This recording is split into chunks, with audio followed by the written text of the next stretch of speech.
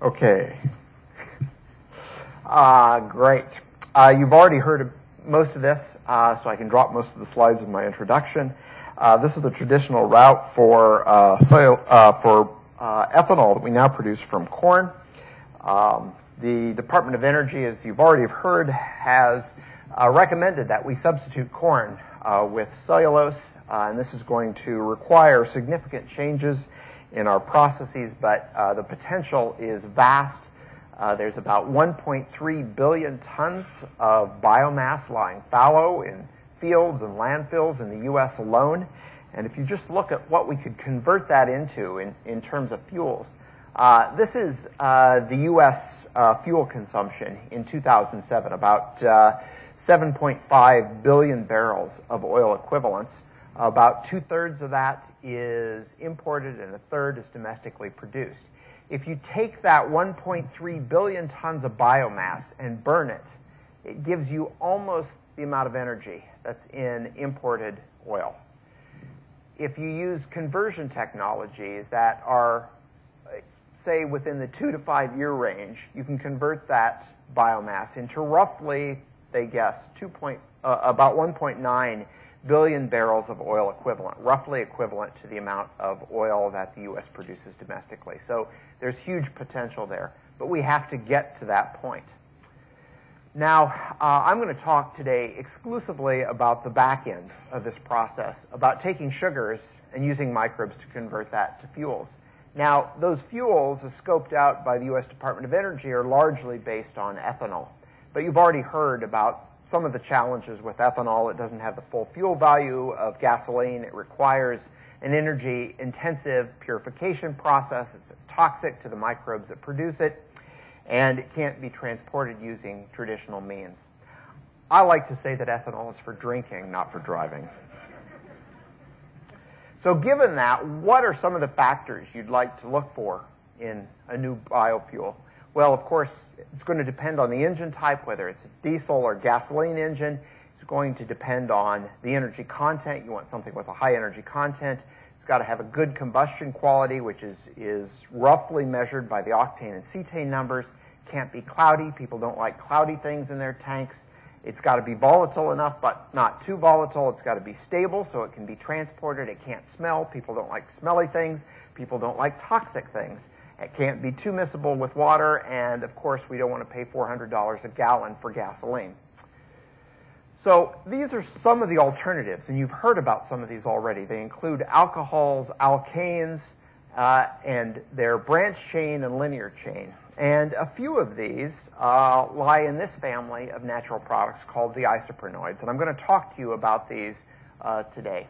So this is a large family of natural products, includes flavors and fragrances and nutraceuticals, and some great chemotherapeutics, and also some biofuels.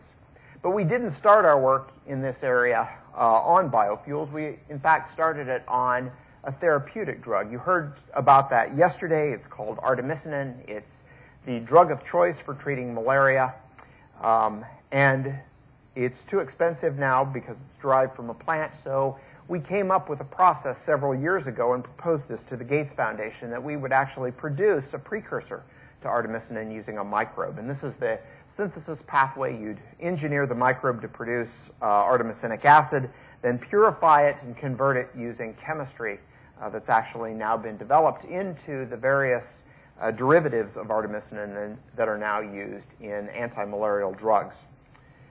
So we needed a microbe that would produce the precursor of morphidyne, and I want to spend some time talking about this because some of the tools that we've developed for this are going to be relevant for production of biofuels.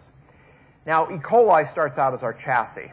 There's good reasons for using E. coli. It has a lot of genetic tools available, and it produces farnesyl pyrophosphate, in this case not for production of artemisinin, but for production of quinones, which are used in electron transport and as a precursor to the outer cell wall.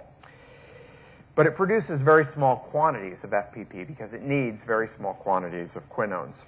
When we started the project, we began with genes from tobacco. We transformed them into E. coli using the native FPP biosynthetic pathways, and we got minute quantities of this particular product, isoprenoid, produced by the microbe.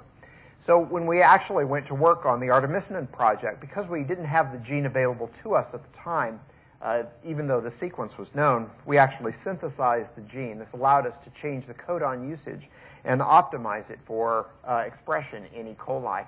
And this got us about two orders of magnitude improvement in production, which was substantial at the time. Now, the top of this chart is a gram per liter, and that's really the ballpark we wanted to get it to, because then we figured it could be scaled for use, the process for use to produce the drug. So we figured that we were probably limited in the precursor pathway. Now, just a little bit about this precursor pathway.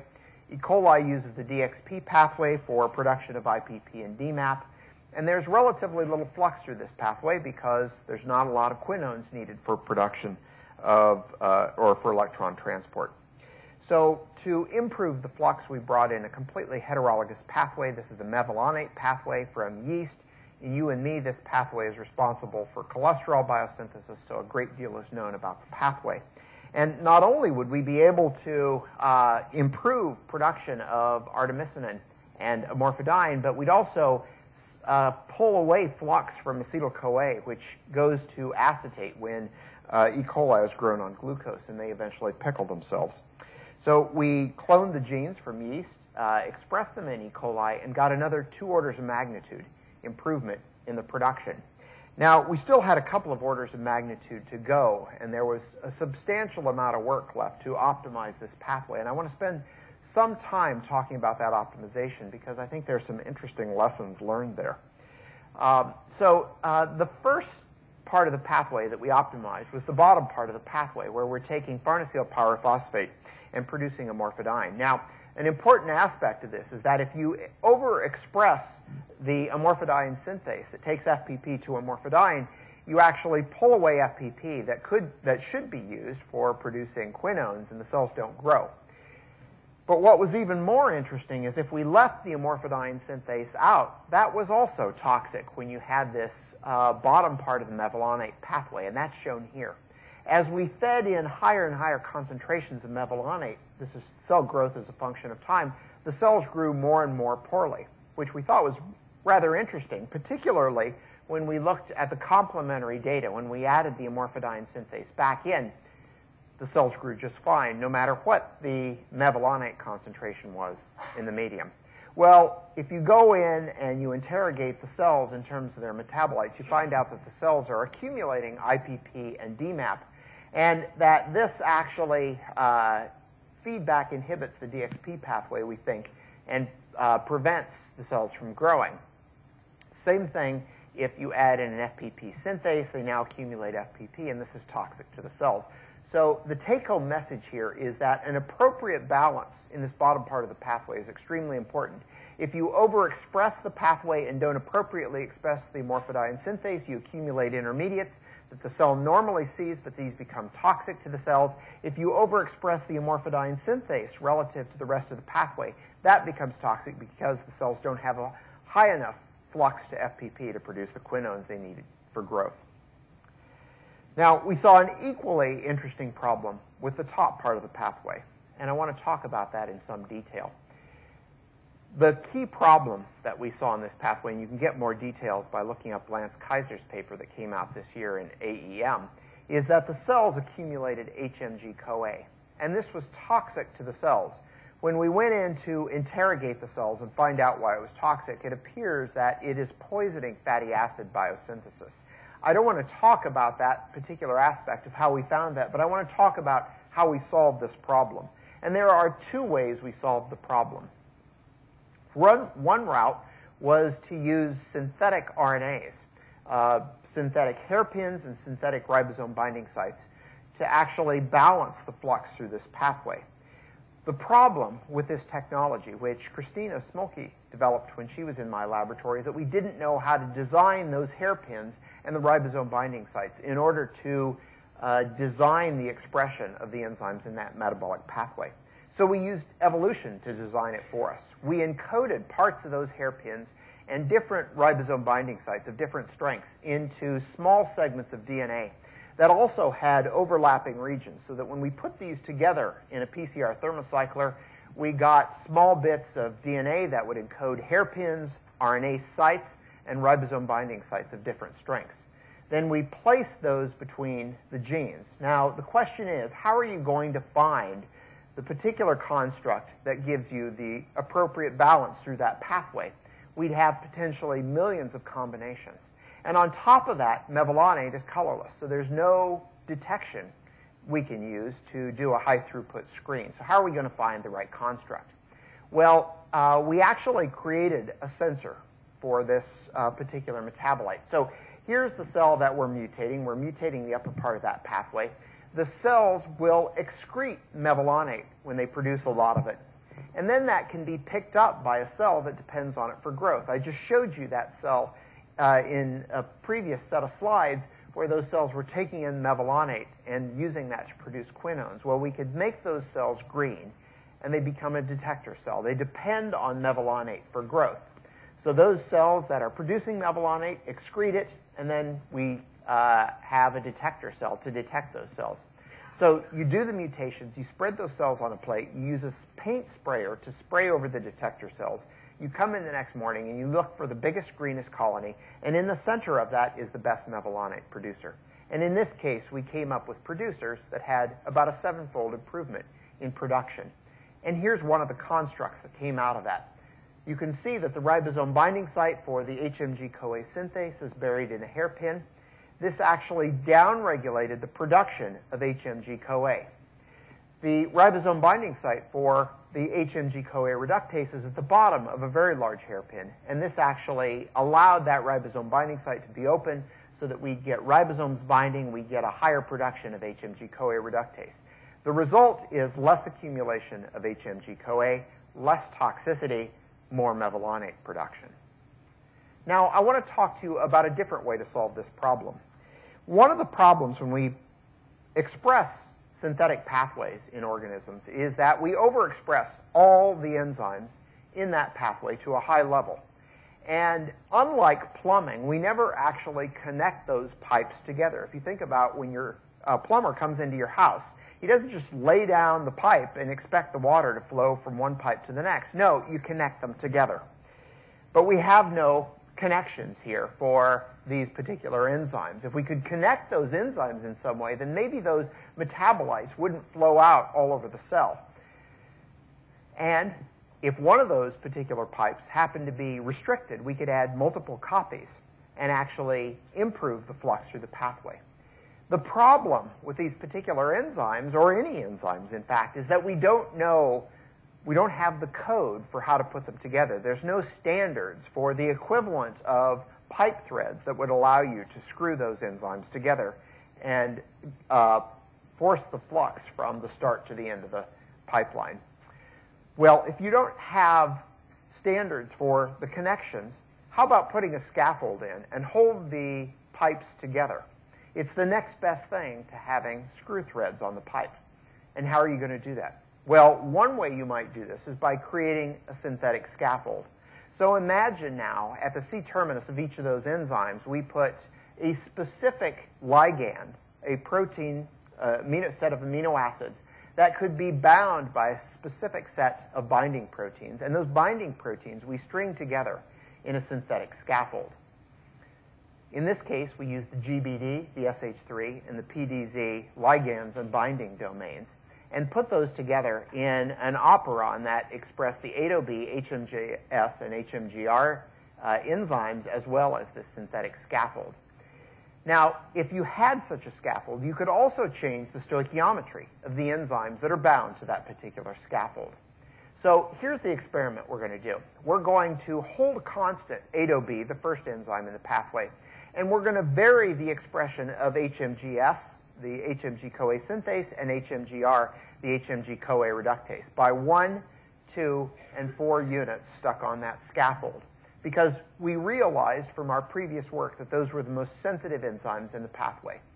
And here's the result from doing that. So we're holding 8OB constant at 1 copy, and we're varying HMGS and HMGR by 1, 2, and 4 copies. And what you notice in the middle there's a peak at 2 copies of HMGR and 2 copies of HMGS. That's a 77-fold improvement in the flux through that pathway over the other particular constructs. Now, if we just look at competing HMGR off of that scaffold and how it might affect the flux through that pathway, here's our particular pathway again with no ligands. That's the base case. When we add the ligands to 8OB, HMGS, and HMGR at 1, 2, and 2 copies, we get this 77-fold improvement. If we now compete that off with GFP under the control of the same promoter, the TEP promoter that we're using to express 8OB, HMGS, and HMGR, we get a reduction in the flux through the pathway. And if we now overexpress that under the control of a separate, stronger promoter, we decrease the flux even more. So it's dependent, the flux through the pathway is dependent on the enzymes being bound to this scaffold. And again, this copy number of 1, 2 to 2, HMGSs and HMGRs, seems to be extremely important. Now, this got us up, these series of improvements in the pathway got us up about another 50-fold. We threw the bug over the fence to Amyris, and they did a huge number of improvements, some of which you saw yesterday, and got the production well over 25 grams per liter in E. coli. And this represents about a 10 million-fold improvement in production over where we started. Now, the final step in producing artemisinic acid for an artemisinin producer was to clone those genes out. We cloned those out from Artemisia annua. You can find the details in these 2 papers. Expressed them in E. coli and improved the flux through that pathway, and they produced artemisinic acid.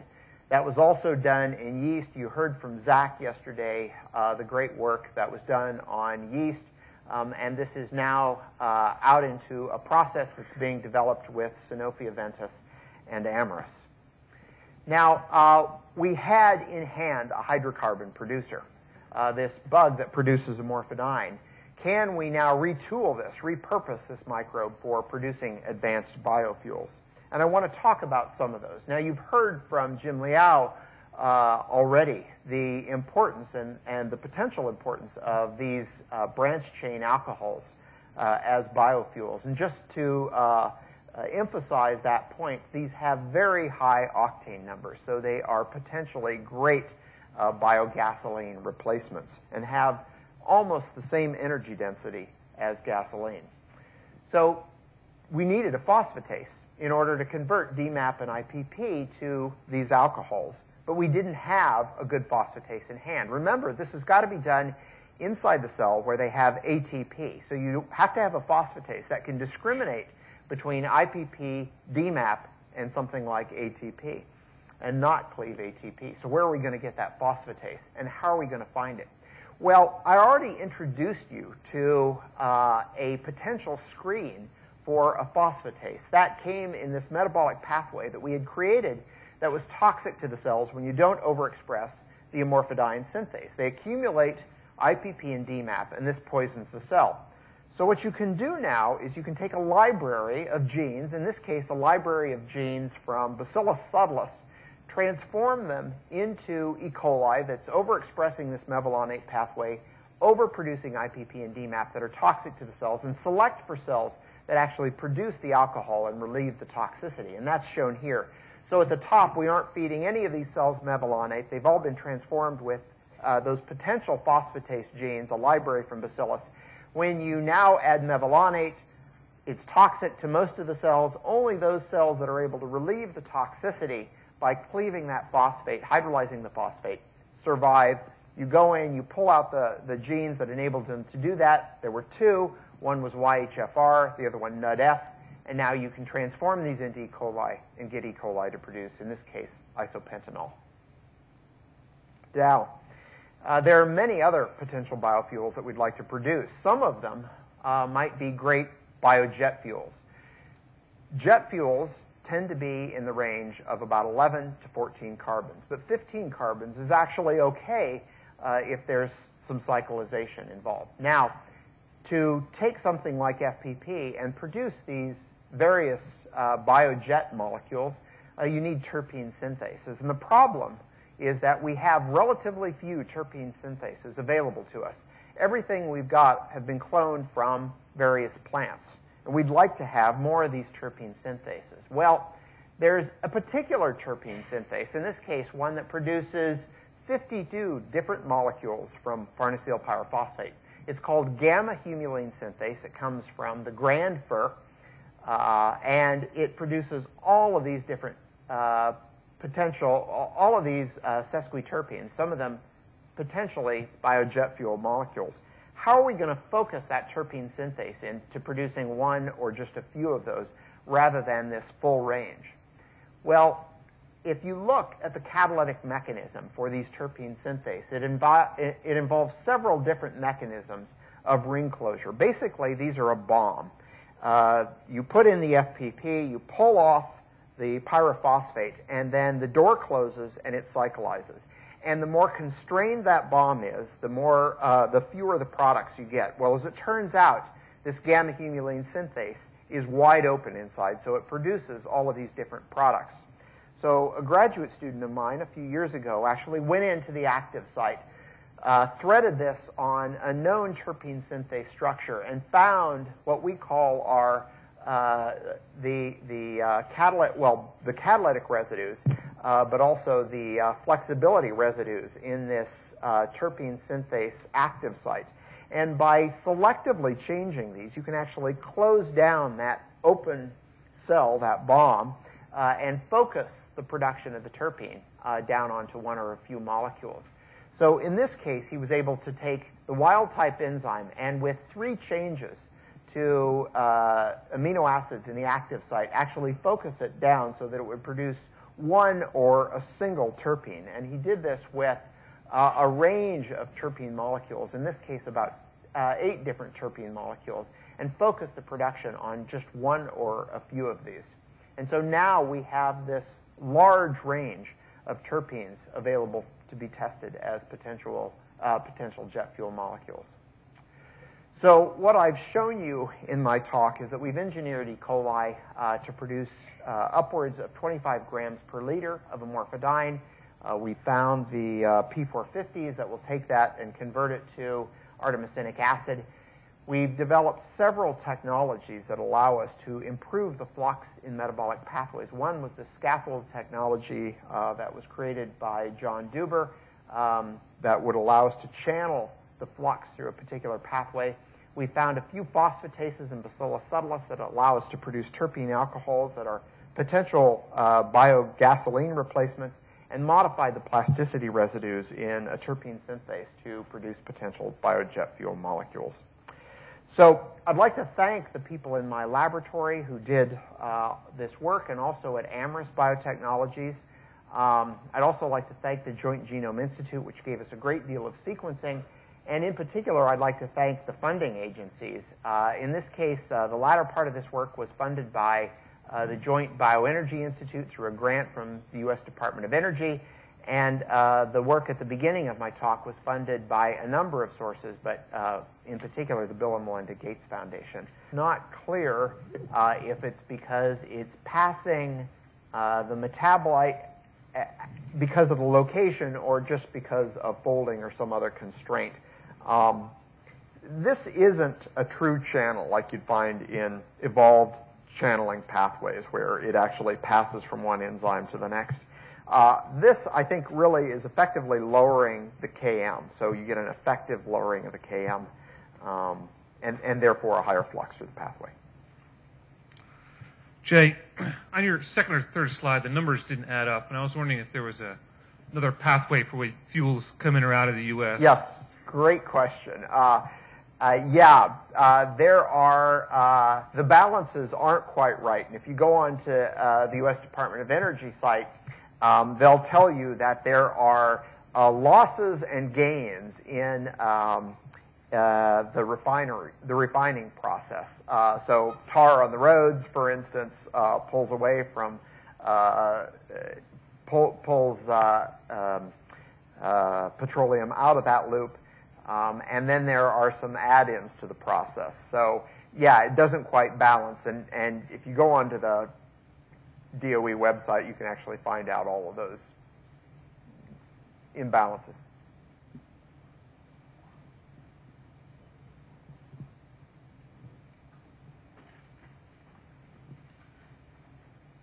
Thank you. At the beginning, you said there was 1.3 billion tons of biomass available in the U.S., which I understand comes from the billion-ton vision work that the USDA did. Is that?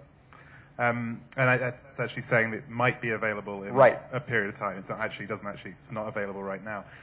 But even that is questionable. To say that's available. A lot of the biomass that the USDA was calculating there is actually agricultural residues that return to the soil, that keep the soil fertile, that create carbon storage in the soil. A lot of them are from forests, and they have a very important role in protecting biodiversity.